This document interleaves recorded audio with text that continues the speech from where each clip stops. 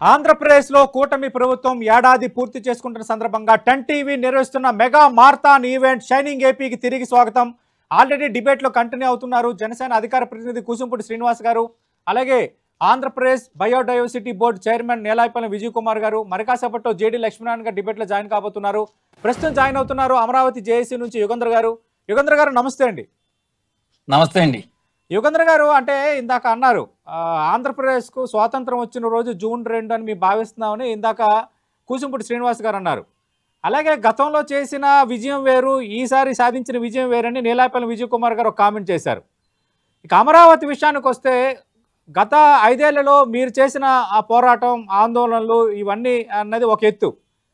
అలాగే ఈ కూటమి ప్రభుత్వం రావటం, ఈ ఏడాదిలో మీరు ఎలా ఫీల్ అవుతున్నారు సార్? సార్ అందరికీ నమస్కారం అండి. నమస్తే అండి. మన ప్యానెల్లో ఉన్న యాజమాన్యానికి, ప్యానెల్లో ఉన్న సిబ్బందికి, దీనిలో డిబేట్ లో పార్టిసిపేట్ చేస్తున్న లక్ష్మీనారాయణ గారికి, మిగిలిన వాళ్ళు కూడా నమస్కారాలు. నమస్తే అండి. ఎందుకంటే గత 5 సంవత్సరాల కాలంలో మేము పడ్డ ఇబ్బందులు ఈ రాష్ట్ర ప్రజలకి మీ అందరికీ తెలిసిందేను. మరి ఈ రోజు ఒక్కొక్కటి ఈ రాష్ట్ర గవర్నమెంట్, కూటమి ప్రభుత్వం ఒక్కొక్కటి పూడ్చుకుంటూ మరి సంవత్సర కాలంగా పాత చిల్లులు పడ్డ రాష్ట్రాన్ని సరైన గాడిలో పెట్టాలనే ఉద్దేశంతో ఇటు అమరావతి అయితేనేమి, పోలవరం అయితేనేమి అనేక రకాలుగా ఈ రాష్ట్రాన్ని గాడిని పెట్టాలని ఉద్దేశం కేంద్ర ప్రభుత్వం, కేంద్ర ప్రభుత్వ సహాయంతోనే రాష్ట్ర ప్రభుత్వం కూడా, కూటమి ప్రభుత్వం, జనసేన అన్ని ప్రభుత్వాలు కలిసి కూటమి ప్రభుత్వంలో మరి ఈ రోజు ఎన్నో ఒడిదుడుకులు ఎదుర్కొని ఎన్నో బాధ్యులతో ఉన్న రాష్ట్రాన్ని ఒక గాడిని పెట్టాలని చెప్పి నరేంద్ర మోడీ గారిని కూడా తీసుకొచ్చి మరి రాష్ట్రం సంగతి, రాష్ట్రం ఆగిపోయిన ప్రాజెక్టుల సంగతి వారితో వివరించి కొంత అమౌంట్ అయితే మరి రాష్ట్రానికి విడుదల చేసి మరి ఈ రాష్ట్రాన్ని డెవలప్మెంట్ కి సహకరించాలని వారిని కోరి, వారి కళ్ళతోకి అన్ని చూపెట్టి మరి రాష్ట్రాన్ని ప్రగతి పథంలో నడిపించాలని చంద్రబాబు గారి ప్రయత్నంలో ఉన్నారండి. అంటే అమరావతి రైతుగా మీరు ఎలా ఫీల్ అవుతున్నారు సార్ ఈ ఏడాదిలో? ఎందుకంటే అమరావతికి సంబంధించి పునర్నిర్మాణ పనులకు ప్రధాని మోదీ స్వయంగా వచ్చారు. అలాగే మనకు తెలుసు రైల్వే లైన్ మంజూరైంది.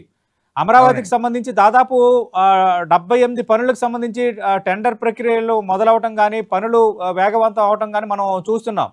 ఇవన్నీ చూస్తున్నప్పుడు ఏమనిపిస్తుంది?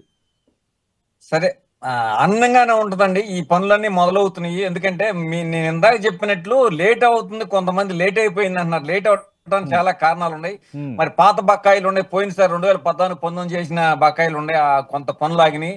వాటికి కూడా ఇచ్చుకుంటూ రైల్వే లైన్ కూడా కేంద్రం ఇస్తాను, అట్లానే అవుటర్ రింగ్ కానీ, అనంతపూర్ రోడ్డు కానీ, ఇవన్నీ చాలా రైల్వే లైన్ కూడా శాంక్షన్ అయింది. రైల్వే లైన్ కింద ఉన్న భూమి కూడా మరి పూలింగ్ పద్ధతిలో తీసుకొని రైల్వే లైన్ అయితేనేమి, అటు ఎయిర్పోర్ట్ అయితేనేమి, కొత్త ఎయిర్పోర్ట్ అయితేనేమి పెట్టాలనే ఉద్దేశంతో, గ్రీన్ ఎయిర్పోర్ట్ అయితేనేమి చంద్రబాబు గారు మరి దీన్ని ముందుకు తీసుకెళ్లాలనే ఉద్దేశంతో కొంత భూమిని కూడా పూలింగ్ తీసుకోవటం, జనంలోకి తీసుకెళ్లి ఒక అవగాహన కల్పించాలి. నిదానంగా దీన్ని పూలింగ్ ఎక్స్ట్రా తీసుకోవాలి. రాష్ట్రానికి ల్యాండ్ బ్యాంక్ లేదు, మనం అప్పుల్లో ఉన్నాం. ల్యాండ్ బ్యాంక్ ఉంటేనే ఈ మరి మనకి నిధులు కానీ, ఇన్వెస్టర్లు కానీ పెట్టుబడులు రావాలంటే ల్యాండ్ బ్యాంక్ ఉండాలనే ఉద్దేశంతోనే ఎక్స్ట్రా ల్యాండ్ కూడా తీసుకోవాలని చెప్పి ప్రజలకు చైతన్యం కల్పించి కొన్ని చోట్ల మీటింగ్ పెట్టి మరి మన దగ్గర ల్యాండ్ బ్యాంక్ నిలవలేదు, ఉండవరకు చాలా వరకు ఇచ్చేసాం, దీనికి చాలా వరకు ఇచ్చేసామని చెప్పి బిట్ పిలానికి కానీ, నిన్న మొన్న చూస్తున్నాం ఐటీ వాళ్ళకి కానీ ఇచ్చామని చెప్పి కొంత